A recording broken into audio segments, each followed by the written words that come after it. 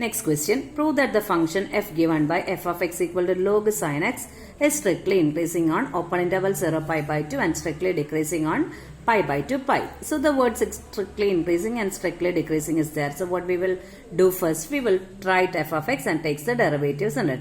F of x equal to log sin x. Find f dash x. So outer function is log. What's the derivative? 1 by x. That's the derivative of log x. So here it is log sin x. So derivative is 1 by sin x.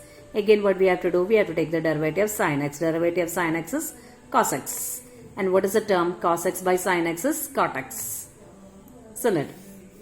Again what we have to show, on 0 pi by 2 it is strictly increasing and on pi by 2 pi it is strictly decreasing.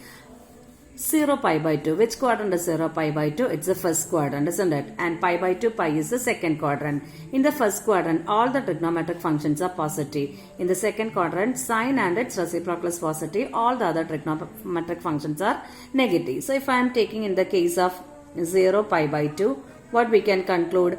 It is in the first quadrant, so that cot x is greater than 0, isn't it? So f dash x is greater than 0. So what we can conclude?